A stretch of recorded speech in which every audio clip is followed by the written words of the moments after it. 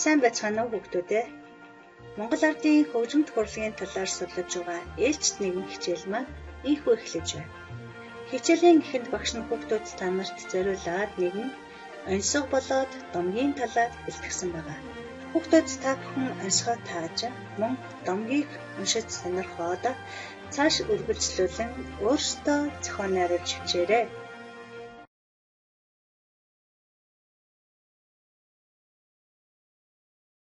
Урьд цагт Монголын нэгэн хязгаар нутагт үргэлжид дайн байлдаан хийдэг цэргийн жанжин байжээ.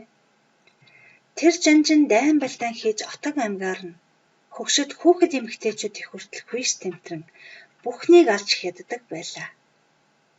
Хайрт хатна нь эр нөхрөө ятхан гуйж дайн хийхийг нь болиулах гэж оролдовч жанжин хатныхаа үгэнд оруулгүй дайн байлдаанаа хийсээр л байв. Нэгэн удаа эр нөхрөө дайлаар мортох гэд байхаар нь битгий яв хэмээн өвдгийг нь дэрлэн сууж ятгахсаар байгаад өвдгөн дээрээ тавьж тоглодог уйрам сайхан хөгжим болж хувирсан гэдэг.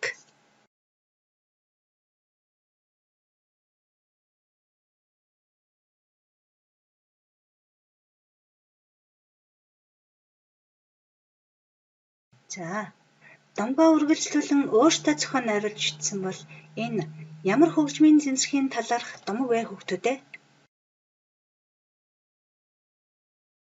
Тийм ээ. Энэ бол ятга хөгжмийн зэмсгийн талаарх домог байлаа. Эрт дээр үеэс монголчууд төрийн их ятга, ахуй их ятга, босоо ятга, ятгалыг зэн дэслэгт гэх зэрэг олон жилийн ятгыг хэрэглэсээр иржээ.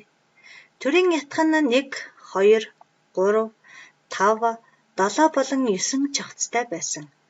Одоогийн бидний хэрэглэж байгаа жирийн ятга бол 13 болон 21 чавцтай. Чавцыг нь тэвхээр тулж, тэвхийг нь дээш доош гүйлгэн хөгийн тааруулдаг. Хуруугаараа чимхэх юм уу төвшиж ихшиглүүлдэг хөгжмийн зэмсэг юм. Ятга нь уянгалаг зөөлөн хөг ихшигтэй. Түүнчлэн 2008 оны 6 дугаар сард Ховд аймгийн Манхан суман дахь Жаргалант хайрхан уулын өмнөхийн амнаас эртний нэгэн хөгжмийн зэмсэг олдсон. Эрдэмтэн судлаачдын үзснээр энэхүү эртний хөгжмийн зэмсэг нь 6-аас 8 дугаар зуун буюу 1400 жилийн тэртээ хөгжимдөж байсан хөгжмийн зэмсэг гэдэг нь нотлогджээ. Энэхүү хөгжмийн зэмсгийг монголчууд Алтай ятга хэмээн нэрлсэн байдаг.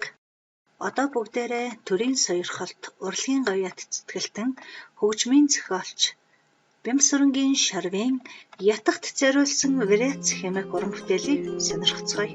1998 онд бичсэн энэхүү уран бүтээлдээ бүсгүй хүний заяа, ганган борлог хэмээх Монгол ардын дууг авч ашиглан гол сэдэв аялгаугаа бичжээ. Хүүхдүүд та бүхэн сурагчийнхаа 93 дугаар хуудсыг ашиглан дараах зааврын дагуу дасгал ажиллаа хийгээрэй.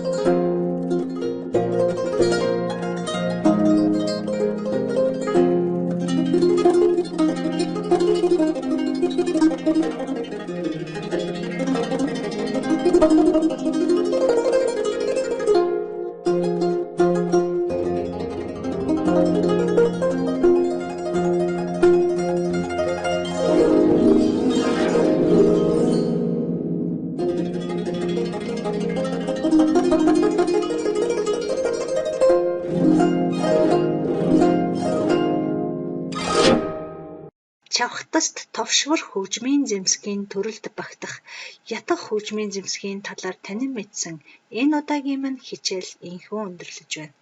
Дараагийн хичээлээрээ дахин уулзтлаа баяртай хүүхдүүдээ.